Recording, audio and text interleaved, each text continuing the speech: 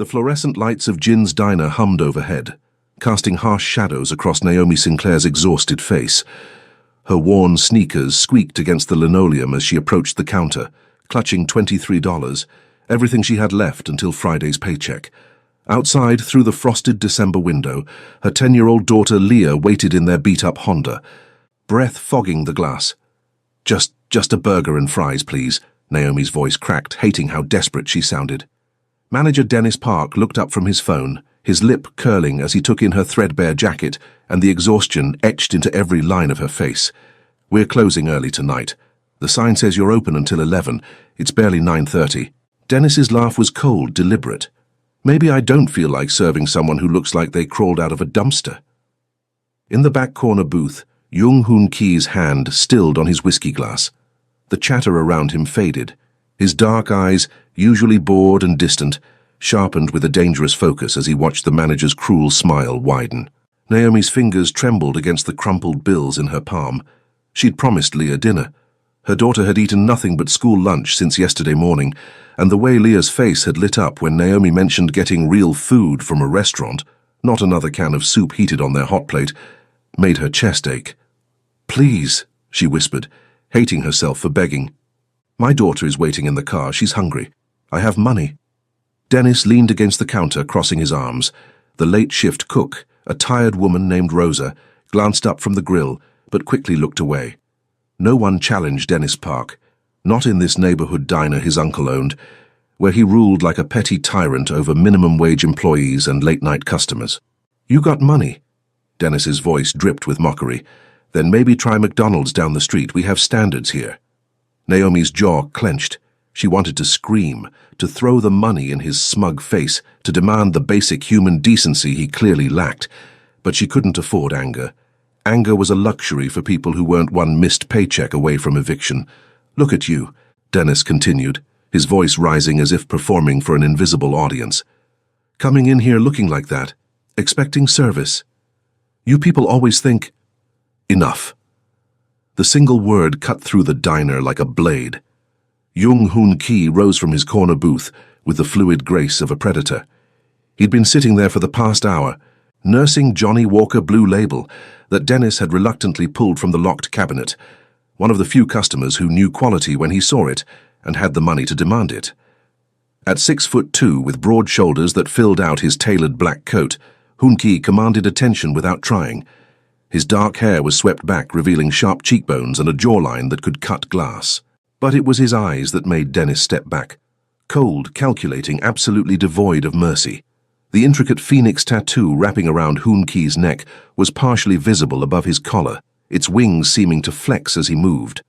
In certain circles of Chicago's underworld, that phoenix was as recognizable as a business card. It meant power. It meant connections that could bury a man 6 feet under without leaving a trace. "You will serve her," Hoon Ki stated, his voice carrying the weight of absolute authority. Not a request, a command. Dennis's face paled. Who do you think?" Hoon Ki moved with shocking speed, crossing the distance between them in 3 strides. He didn't touch Dennis, didn't need to. He simply existed in the same space, radiating a danger that made the temperature drop. "You will apologize to this woman." Hoon Ki's Korean-accented English was precise, controlled. "You will prepare the best meal your pathetic kitchen can manage, and you will give her whatever else she needs. Look, man, I don't know who you think you are." Hoon Ki's hand shot out, not touching Dennis but slamming palm first against the counter beside him. The sound cracked through the diner like a gunshot. Rosa dropped her spatula. The 2 other customers, college kids sharing a plate of fries, froze mid-bite. "Jung Hoon Ki," he said quietly, letting the name hang in the air. "Perhaps you've heard of me. Perhaps not. Either way, you will do as I say. Now." Recognition flickered across Dennis's face, followed by genuine terror. Everyone in Chicago's Koreatown knew that name, even if they'd never seen the face. Jung Hoon Ki controlled more than businesses. He controlled territory, loyalty, and fear. Dennis stumbled over his words. Yes, sir, right away. I'm sorry, Don't apologize to me." Hoon Ki's gaze never wavered. "Apologize to her." Dennis turned to Naomi, who stood frozen, her mind struggling to process what was happening. "Ma'am, I apologize. I was completely out of line. Let me get that order started for you. On the house." Naomi blinked. I have money. I can pay." "Keep your money," Hunki said, his voice softening fractionally as he finally looked at her directly. For a moment, their eyes met, and Naomi felt something shift in the air between them, a connection she couldn't name, didn't understand, but felt in her bones. She was beautiful, he realized with surprise, not in the polished way of the women who threw themselves at him in high-end clubs, but in a raw, authentic way that made his chest tighten unexpectedly. Her dark skin glowed under the harsh lights, exhaustion unable to dim the strength in her features. Her natural hair was pulled back in a simple ponytail, revealing the elegant line of her neck. "Thank you," Naomi managed, her voice barely above a whisper. Hunki inclined his head slightly. "Your daughter, what does she like?" How did you know?" "You said she was waiting in the car." He gestured to Rosa. "Prepare a full meal. Burgers, fries, whatever comfort food you have. Make it enough for 2, add dessert." Rosa nodded rapidly, already moving to fulfill the order. Hunki reached into his coat and pulled out his wallet, extracting several $100 bills. He placed them on the counter. "This should cover it. The rest is a tip for Rosa, who clearly works harder than her boss deserves." Then he did something that surprised even himself. He pulled a business card from his pocket, sleek black with silver lettering, just a phone number and a name. "If you ever need help again," he said to Naomi, pressing the card into her trembling hand, "call that number." Before she could respond, Young Hoon Ki walked out into the December night, leaving Naomi holding a business card that felt like it weighed 1,000 pounds. Naomi sat in her car, hands still shaking as Leah devoured the burger and fries. The little girl's eyes had nearly popped out of her head when Naomi emerged from the diner carrying 2 large bags, the smell of hot food making Leah bounce in her seat. "Mama, this is so good," Leah mumbled through a mouthful of fries, ketchup on her chin. "Don't talk with your mouth full, baby." But Naomi smiled, her heart swelling as she watched her daughter eat. This was all she'd wanted, to see Leah smile, to give her one good meal. The business card sat in her lap, the black surface seeming to absorb the dim parking lot light. Just a phone number, no address, no company name, just Young Hoon Ki in elegant silver script. She should throw it away. Everything about that man screamed danger. The way Dennis had reacted, the terror in his eyes, the absolute authority in Hoon Ki's voice. These weren't the markers of a good man. They were the markers of someone powerful, someone dangerous. But he'd helped her when no one else would. "Mama." "Who was that man?" Leah asked, setting down her burger to look at Naomi with those 2 wise eyes. Her daughter had grown up fast, learned to read situations and people the way some kids learn to read books. "Just someone who was kind," Naomi said carefully. "Finish your food, baby, we need to get home." What Naomi didn't know, couldn't know, was that Young Hoon Ki sat in his own car 3 rows back, engine idling, watching them through the December darkness. He told himself he was simply ensuring they got home safely, that this was no different from the dozens of other times he'd quietly intervened when he witnessed injustice. He'd built his reputation on being ruthless, yes, but fair. He protected what was his, punished those who deserved it, and occasionally, very occasionally, helped those who couldn't help themselves. But as he watched Naomi's beat-up Honda sputter to life and pull out of the parking lot, something twisted uncomfortably in his chest. A feeling he hadn't experienced in years, not since before his father had dragged him into the family business at 16, teaching him that emotion was weakness and compassion was a liability. Hoon Ki's phone buzzed. A text from Min Jun, his second-in-command. "Rivera situation handled. 3 units moved as requested." He responded with a single word, "Good." Then he put the car in gear and followed at a distance, keeping Naomi's taillights in view. The route took them from the nicer part of Chicago's northwest side into neighborhoods where streetlights flickered and storefronts wore metal gates like armor. Naomi's car coughed and wheezed, but somehow kept moving, pulling finally into the parking lot of a rundown apartment complex on Kimball Avenue. Hoon Ki parked across the street, watching as Naomi and Leah climbed out. The little girl clutched the takeout bag like treasure, skipping beside her mother despite the late hour. Naomi's hand stayed protectively on Leah's shoulder as they navigated the cracked sidewalk and disappeared into a ground-floor unit. Through the uncurtained window, Hoon-Ki could see into their apartment. It was barely larger than his closet. A pull-out couch, a small table, a kitchenette with a hot plate instead of a stove. But Naomi was setting out the food like it was a feast, and Leah was already pulling out paper towels to use as napkins. His phone buzzed again. Min-jun. "Boss, do you need anything? It's late." Hoon-Ki stared at that window, at the image of mother and daughter sharing a simple meal with such joy, and felt something crack inside his carefully constructed walls. "Run a background check," he typed. "Naomi Sinclair. Lives at 3847 N Kimball Ave, Unit 2B. I want to know everything. Work, debts, threats, anyone who might be causing problems. On it. Should I ask why? No, he should leave. This wasn't his business. This woman and her child were nothing to him. He'd played the hero for one night. That should be enough." But Jung Hoon-Ki didn't leave. He sat in his Mercedes, engine running for warmth, and watched that window until the lights went out at midnight. The next morning, Min-jun delivered a folder to Hoon-Ki's office at the Korean import business that fronted their real operations. Hoon-Ki flipped it open, his jaw tightening with each page. Naomi Sinclair, age 32. Single mother, worked 2 jobs, morning shift at a medical supply warehouse, evening cleaning office buildings. Behind on rent by 3 months, threatened with eviction. Her daughter Leah attended underfunded public school but maintained straight A's. No family support. Naomi's mother had passed 2 years ago, and Leah's father had never been in the picture. The most concerning detail came on the last page. Naomi's landlord, Viktor Petrov, had a reputation. He ran a building full of vulnerable tenants and was known for collecting when they couldn't pay rent in cash. 3 women in that building had disappeared into Chicago's trafficking networks in the past year. Hoon-Ki's hands clenched around the folder. Min-jun, his second-in-command, appeared in the doorway. "Boss?" "Viktor Petrov.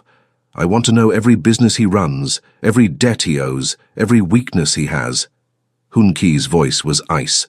"And I want someone watching Unit 2B, 24 hours.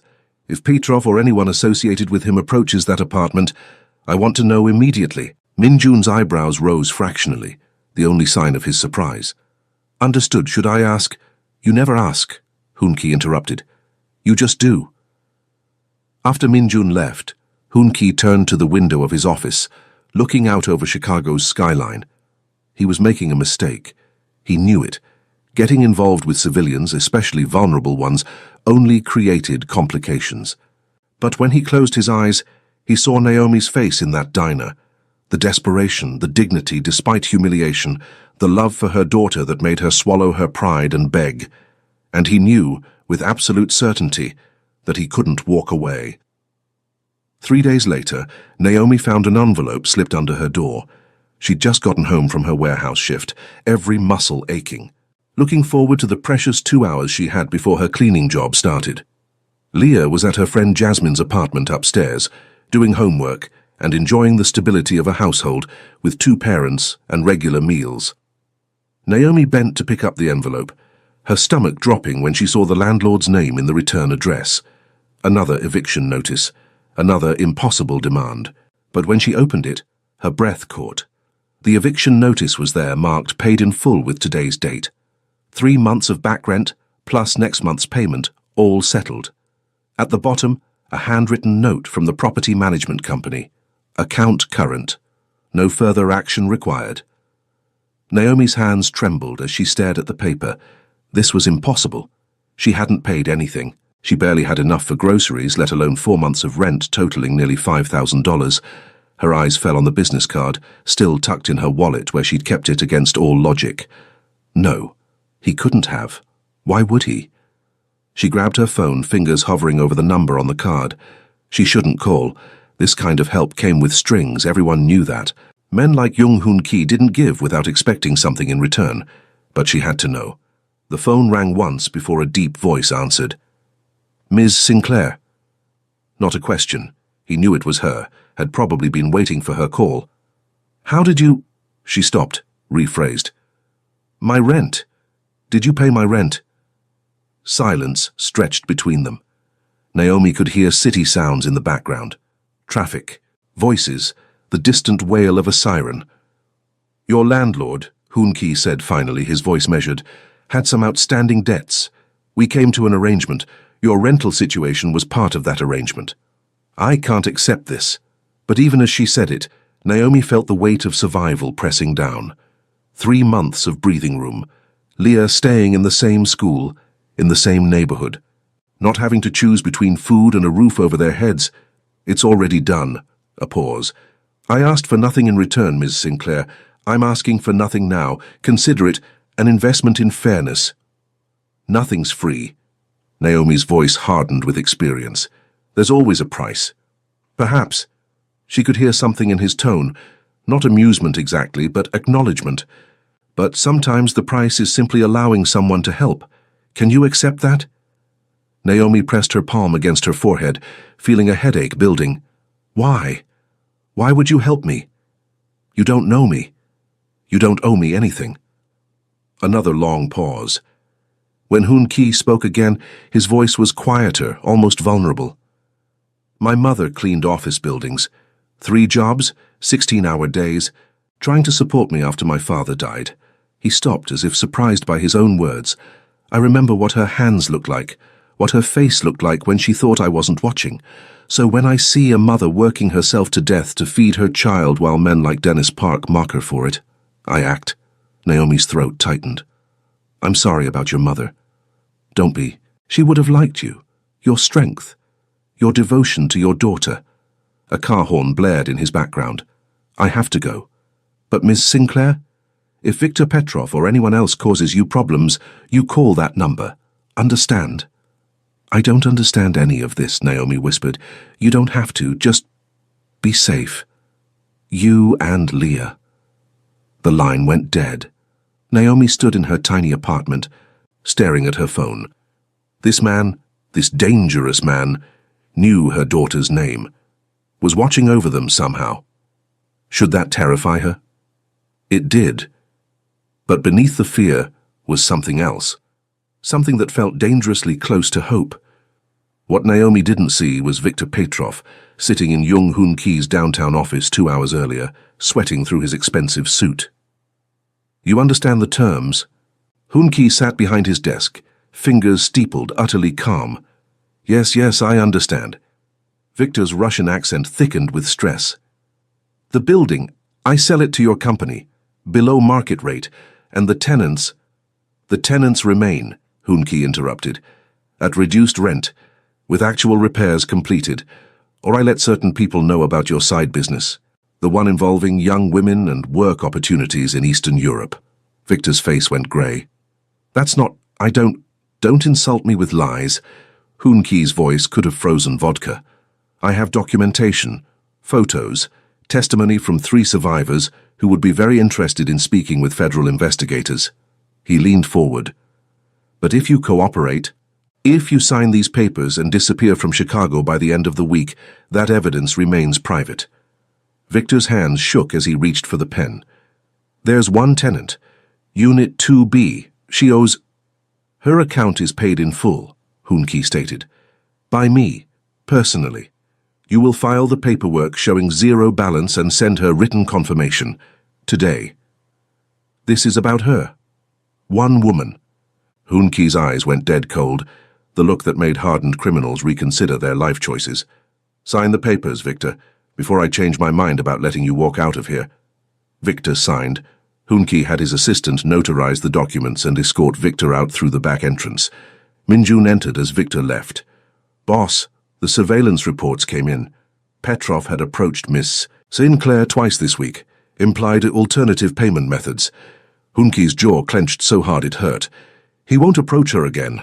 The building is ours now. Put in competent management. I want repairs started immediately, starting with Unit 2B. New appliances, proper heating, security upgrades. And if Miss Sinclair asks questions, tell management to say the new owner is making improvements. Nothing more." Hoon-Ki turned back to his computer. She doesn't need to know. But as he tried to focus on quarterly reports from their legitimate businesses, his mind kept returning to Naomi's voice on the phone. The suspicion, yes, but also the exhaustion, the burden of carrying everything alone. Jung Hoon Ki had built an empire on knowing when to strike and when to wait. He'd always been patient, but patience had never felt this difficult before. The transformation of Naomi's building happened faster than she thought possible. Within a week, maintenance crews appeared, actually repairing things that had been broken for months. The flickering hallway lights were replaced. The broken front door lock was fixed. Her apartment received a new refrigerator when hers finally died, and the landlord, a new property management company now, insisted it was part of standard upgrades. Naomi knew better. She wasn't stupid. These upgrades all traced back to one man. She tried to ignore it, tried to just accept the help and move forward. But every improvement felt like another thread connecting her to Jung Hoon Ki, and she didn't know if those threads were a safety net or a spider's web. It was the new stove that finally broke her resolve. She came home to find installation workers finishing up, replacing the ancient hot plate she'd been using with actual range that looked like it belonged in a magazine. "There's been a mistake," she told the workers. "I didn't order this." "No mistake, ma'am. Work order from management." The lead installer checked his clipboard. "Says here all units are getting upgraded appliances. You're just first on the list." After they left, Naomi grabbed her phone and the business card she'd memorized, but couldn't bring herself to throw away. This time she didn't hesitate. "You have to stop," she said when he answered. "Miss Sinclair." "Naomi, if you're going to interfere with my entire life, you can call me Naomi." She paced her small living room, anger and confusion warring inside her. "The rent, fine. Maybe I can accept that as some kind of debt settlement with Victor. But this new appliances, building repairs, this isn't just helping, this is—" "What?" His voice held a challenge. "What is it?" "Control." The word came out sharp. "This is you controlling my life, making decisions for me, and I didn't survive the last 10 years by letting men make my decisions." Silence. Naomi heard him exhale slowly. When he spoke again, his voice was different, raw in a way she hadn't heard before. "You're right. I apologize." A pause. "I'm not accustomed to asking permission. In my world, I see a problem, I fix it. But you're not a problem to be fixed. You're a person, a strong person who deserves to make her own choices." Naomi's anger deflated slightly. She hadn't expected that, the acknowledgement, the actual apology. "Then why?" she asked, softer now. "Why do you care so much?" "I told you." "My mother—" "No." Naomi cut him off. "It's more than that. You didn't just pay some bills. You bought an entire building. You're watching over us. Why?" The silence stretched so long she thought he might not answer. When he did, his voice was barely above a whisper. "I don't know." 3 words that sounded like they cost him everything. "I've spent 20 years building walls, Naomi, becoming exactly what my father trained me to be. Ruthless, efficient, untouchable. And then I saw you in that diner fighting for your daughter with nothing but dignity and love, and something in those walls cracked." Naomi's breath caught. Her hand pressed against her chest, feeling her heart race. "That scares the hell out of me," Hoon Ki continued. "Because caring about people makes you weak in my world. It makes you a target. But I can't seem to stop. Can't stop thinking about you, about Leah, about whether you're safe, whether you're eating, whether some predator like Petrov is circling." "Hoon Ki." His name felt strange on her tongue. Intimate. "Tell me to stop," he said.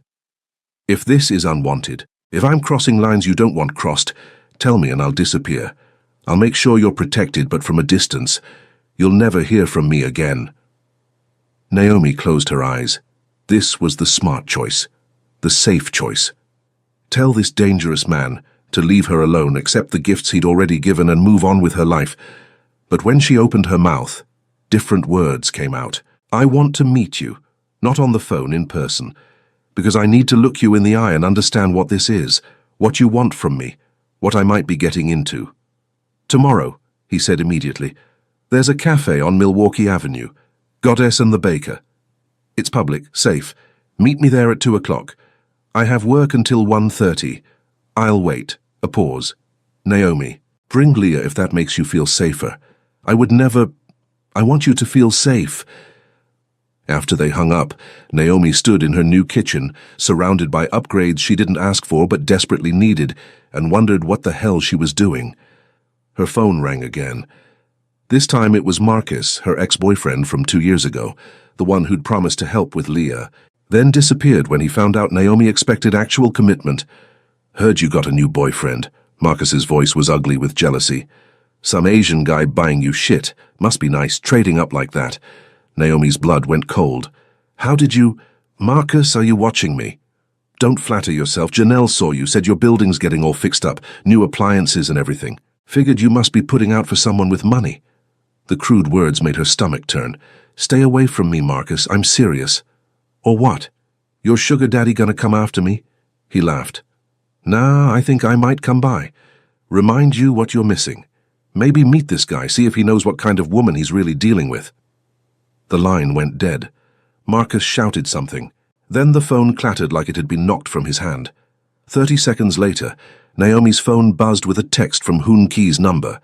"You won't be hearing from Marcus again. If he tries to contact you, call me immediately."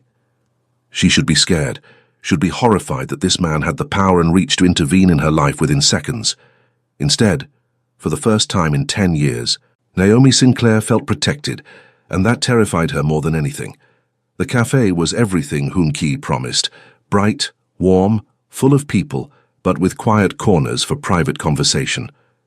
Naomi arrived at 2:15, fashionably late because she refused to seem too eager, even though she'd been checking the clock every 5 minutes during her shift. He sat at a corner table, and Naomi's steps faltered when she saw him. The man from the diner had been imposing, dangerous. This man was devastating. He wore black jeans and a white button-down shirt with the top 4 buttons undone, revealing the intricate phoenix tattoo wrapping around his throat, its wings seeming to shimmer with each movement. His dark hair was perfectly styled, his features sharp and aristocratic. But it was his eyes that held her, dark, intense, tracking her every movement, with an focus that made her skin tingle. Every woman in the cafe had noticed him, but his attention never wavered from Naomi. She'd chosen her outfit carefully. Her best jeans, a deep burgundy sweater that brought out the warmth in her dark skin, her natural hair styled in defined curls that framed her face. She'd even put on makeup, which she rarely bothered with anymore. The way Hoon Ki's eyes darkened when he saw her made every minute of effort worthwhile. "You came," he said, standing as she approached. The formal gesture surprised her. "I said I would." Naomi slid into the seat across from him, putting the small table between them like a barrier. "I don't break promises." "Neither do I." His voice was quiet, sincere. "Thank you for giving me this chance." A waitress appeared, too cheerful and clearly interested in Hoon Ki. He ordered for both of them without asking, coffee for himself, a mocha latte for Naomi, plus an assortment of pastries. "How did you know I like mochas?" Naomi asked after the waitress left. "I didn't, but you smell like chocolate and vanilla." I took a guess. The observation, the fact that he'd been close enough to notice how she smelled, made heat rise in Naomi's cheeks. "So," she started, needing to break the tension, "are we going to talk about the Marcus situation?" Hoon Ki's expression hardened fractionally. "What do you want to know?" "What did you do to him?" "I had a conversation with him. Explained that contacting you again would be unwise." At her skeptical look, he added, "I didn't hurt him. I simply made it clear that you're under my protection now, and crossing that line would have consequences he'd prefer to avoid." "Your protection?" Naomi tested the words. "That's what this is?" "That's part of it." Hoon Ki leaned forward, his hands flat on the table. "But let me be clear about something, Naomi. I'm not a good man. I run an organization that operates in shadows. I make decisions that would horrify most people. I've done things I can't take back, things I don't regret, because they were necessary." "Then why are you telling me this?" "Because I won't lie to you, ever." His eyes held hers. "You deserve to know exactly what I am before you decide if you want me in your life. I'm dangerous. Being close to me puts you at risk. Anyone who knows you matter to me will see you as a potential weakness, a way to get to me." Naomi's mouth went dry. "That's supposed to make me feel better." "No, it's supposed to give you the truth." He paused as their drinks arrived. "But here's the rest of the truth. I'm drawn to you in a way I don't fully understand. Your strength, your dedication to Leah, the way you refuse to break even when the world is crushing you. You make me want to be something better than what I am." "I can't make you better," Naomi said quietly. "I can barely keep my own life together." "You're doing more than that. You're raising an incredible daughter on your own. You're surviving against odds that would break most people. You're maintaining your dignity and your values when it would be so easy to compromise them." Hoon-Ki's voice dropped lower. "You don't need to make me better. You already inspire me to try." Naomi's hands trembled around her cup. This man, this dangerous, powerful man, was looking at her like she hung the moon, like she was something precious worth protecting. It had been so long since anyone looked at her that way. "I'm scared," she admitted. "Not of you, of this, of what it might mean." "Good." Hoon-Ki reached across the table, his hand hovering near hers but not touching, asking permission. "You should be scared. This isn't simple. It won't be easy, but Naomi, I swear to you, I will never hurt you, I will never control you, I will protect you and Leah with everything I have, but I will never cage you. Your choices remain yours." Naomi looked at his outstretched hand. This was the moment, the choice that would change everything. She thought of Leah, home with Jasmine's family, happy and fed and safe for the first time in months. She thought of the new stove, the paid rent, the security of knowing Marcus wouldn't come back. She thought of the loneliness that had been her constant companion since Leah's father left, the exhaustion of carrying everything alone. And she thought of this man who'd stepped out of the shadows to defend her when no one else would. Naomi placed her hand in his. Hoon-Ki's fingers closed around hers, warm, strong, careful. He brought her hand to his lips, pressing a kiss to her knuckles that sent electricity racing up her arm. "Whatever this is," Naomi whispered, "we do it honestly. No more surprises, no more decisions made for me. Deal." His thumb stroked across her skin. "Partners. In whatever this becomes." Outside, snow began to fall across Chicago, soft and clean, covering the city in white. Inside the cafe, Naomi Sinclair and Jung Hoon-Ki sat together, hands joined across the table, beginning something neither of them fully understood, but both were willing to risk everything to explore. The Korean Mafia boss had finally found something worth more than power. And the single mother had finally found someone who saw her as more than her struggles. Together they were about to discover that the most dangerous thing in the world wasn't bullets or betrayal. It was hope. Leah's laughter echoed through Hoon-Ki's penthouse as she chased his Jindo dog around the living room. The white dog, named Bora, which meant purple in Korean, and made Leah giggle every time, was Hoon-Ki's gift for Leah's 11th birthday last month. Naomi stood at the floor-to-ceiling windows, watching the Chicago sunset paint the sky in oranges and purples. Behind her, she felt more than heard Hoon-Ki approach, his arms sliding around her waist, pulling her back against his chest. "Happy," he murmured against her hair. "Terrified," Naomi admitted. "Every day I wake up thinking this might be the day it all falls apart." "It won't." His arms tightened. "I won't let it." They'd been together 6 months now, officially, publicly, despite the raised eyebrows and whispered speculation. Naomi still worked, though Hoon-Ki had helped her find a single better-paying job that gave her actual work-life balance. She still lived in her apartment, though she spent most nights here in his space, in his arms. Leah had adapted with the resilience of children, accepting Hoon-Ki as a steady presence who made her mother smile and never made promises he didn't keep. The relationship wasn't perfect. They fought about his overprotectiveness, about the darkness in his world that sometimes spilled into theirs. But they always came back to each other, always chose each other. "Mama, Hoon-Ki, come help me teach Bora to sit," Leah called. Naomi turned in Hoon-Ki's arms, rising on her toes to kiss him softly. "Ready to play family?" His smile was rare, genuine, reserved only for these moments. "Always."